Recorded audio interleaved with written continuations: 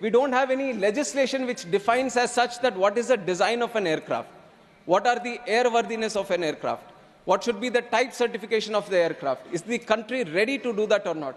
But now, under the leadership of Narendra Modi ji, we are strongly saying that India is at a stage where it can design, manufacture and maintain its own aircraft, and that is the direction in which we want to level up and go forward in the civil aviation industry. And if you look at many more other statistics I have, sir, which shows that there is a huge potential in this country, and right now we are moving forward in that. And as we add these definitions of design, we are making India as a state of design, making India as a state of manufacture, making India as a state of maintenance, we see that there is a huge potential to create economic activity and especially job creation. Sir, one number, ICAO, which is International Civil Aviation Organization, and many other international bodies, they've all come out with one figure, the multiplier effect. One job that you want to create or in the civil aviation industry, it leads to ultimately creating 6.7 times the number of jobs. So the kind of effect civil aviation has in job creation or economic activity is very, very huge. So we have to tap into this potential, and this new act that we are bringing helps us well into that direction, sir.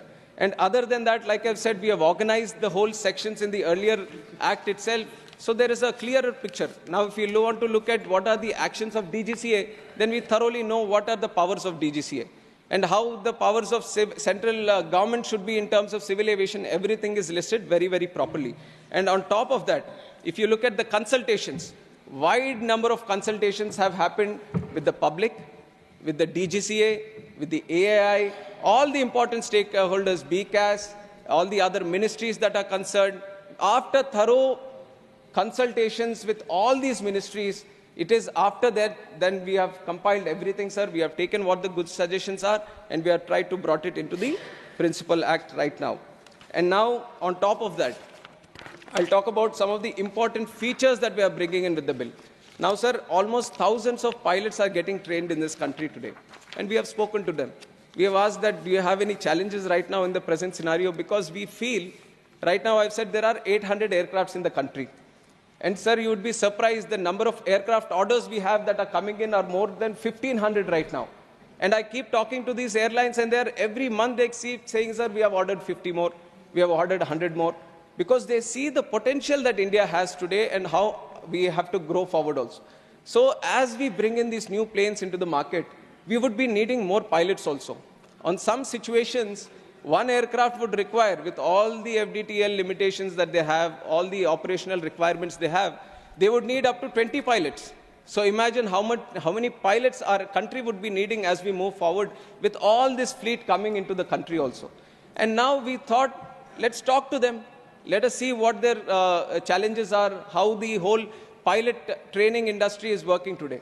And one important thing that they've mentioned is that while they go for this CPL, commercial pilot license training and all, one challenge that they face, they have to go through this radiography, the radio telephony certificate, the RTR certificate, which is called technically.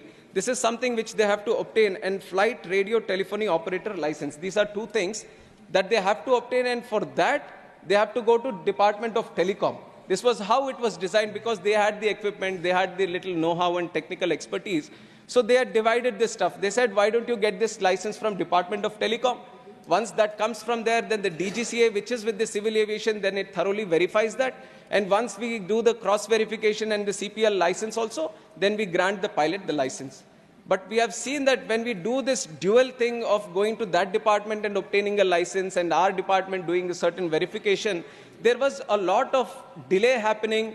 There was a lot of inconvenience for the pilots. And we know sometimes the systems kind of misuse this power when they have the additional authority